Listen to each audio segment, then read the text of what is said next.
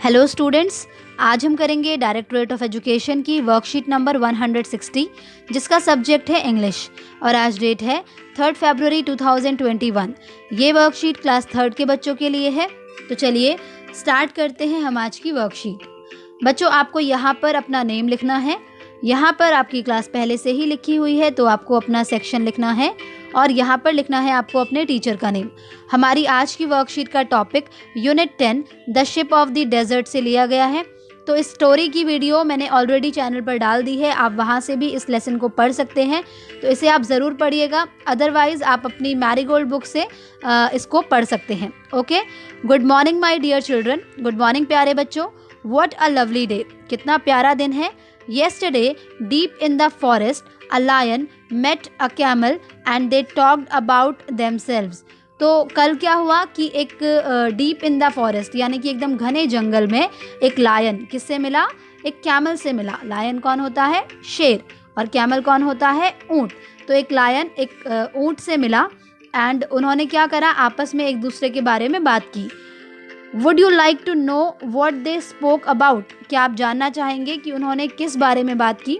तो आइए बच्चों देखते हैं। तो यहाँ पर आप देख सकते हैं कि लायन है और कैमल भी है। Hello, who are you, never saw you here before. तो यहाँ पर लायन यानी कि शेर पूछ रहा है कि तुम कौन हो, मैंने तुम्हें यहाँ पर पहले कभी नहीं देखा। तो कैमल कह रहा है आई एम कैमल, मैं कैमल हूँ, मैं ऊँट हूँ। People also call me the ship of the desert, what about you. तो कैमल ने क्या कहा कि मैं कैमल हूँ और लोग मुझे क्या कहते हैं? शिप ऑफ द डेजर्ट कहते हैं, यानी कि मरुस्थल का जहाज कहते हैं। ओके, तो अब उसने पूछा कि तुम कौन हो, अपने बारे में बताओ। तो लायन ने कहा आई एम लायन, कि मैं शेर हूँ, and I am called the king of the forest, और मुझे क्या कहा जाता है? जंगल का राजा कहा जाता है। Because I am very brave, क्योंकि मैं बहुत ज़्यादा बहादुर हूँ। Why are you called a ship when you are an animal? तो अब लायन ने दोबारा एक क्वेश्चन पूछा कि तुम्हें शिप क्यों कहते हैं, जहाज क्यों कहते हैं, तुम तो एक एनिमल हो। तो अब लायन ने क्या कहा? It is because I can walk easily on hot sand. वो ऐसा इसलिए क्योंकि मैं बहुत आसानी से एकदम जो गर्म रेत होती है उस पर वॉक कर सकता हूँ।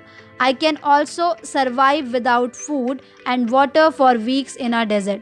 और मैं मरुस्थल में यानी कि जहाँ पर चारों तरफ रेत ही रेत होती है वहाँ पर मैं कई वीक्स तक कैसे बिना खाने के और बिना पानी के रह सकता हूँ।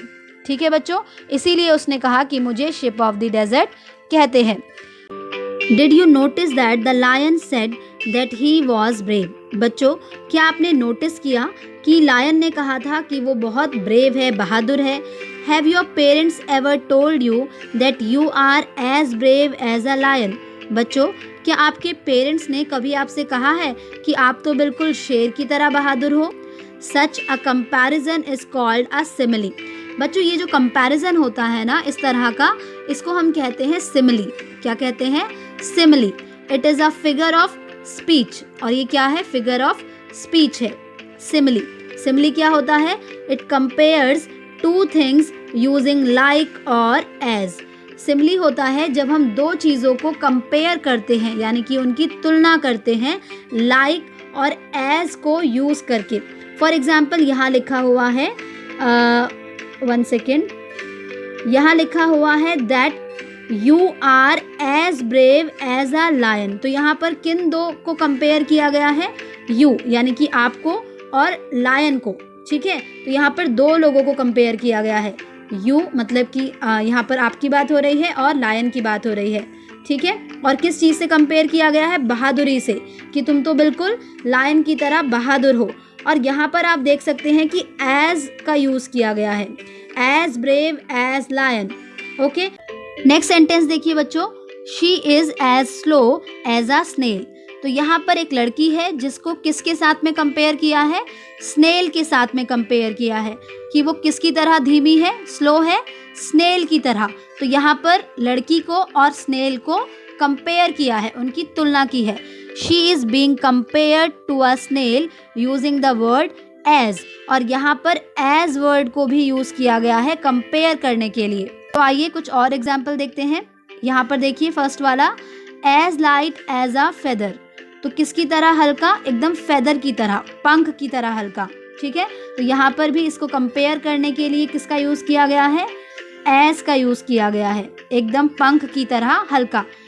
इसी तरह से नेक्स्ट है एज वाइट एज स्नो, यानी किसकी तरह वाइट, किसकी तरह सफ़ेद, स्नो की तरह, है ना, बर्फ की तरह सफ़ेद। तो यहाँ पर भी एज को यूज़ किया गया है कंपेयर करने के लिए। ओके बच्चों, now let us take some more examples of the similes and fill in the blanks with the help of pictures provided। तो चलिए बच्चों, अब हम कुछ और एग्जाम्पल्स लेते हैं सिमिलीज के। नीचे आपको कुछ fill in the blanks दिए हैं जिन्हें आपको पिक्चर्स की हेल्प से कंप्लीट करना है। तो आइए देखते हैं। फर्स्ट देखिए, एज प्राउड एज, किसकी तरह प्राउड, पिकॉक की तरह। तो आप यहाँ लिखेंगे पिकॉक, पिकॉक।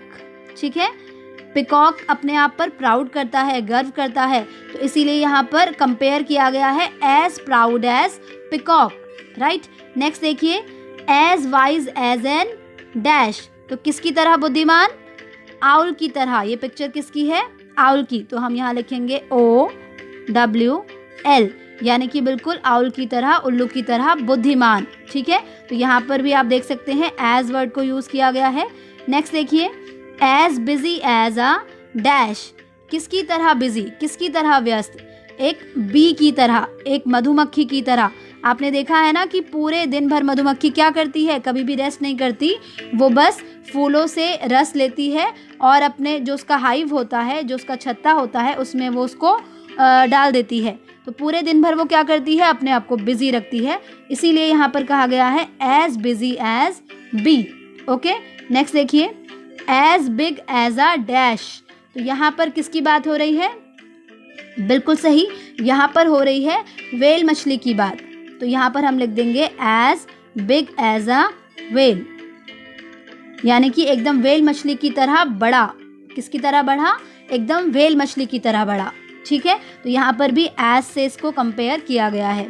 तो आप देख सकते हैं कि यहाँ पर जो भी 4 आपको फिल इन द ब्लैंक्स दिए हैं, हर जगह पर किस वर्ड को यूज़ किया है कंपेयर करने के लिए, as, as, as, as, as, as, as, as.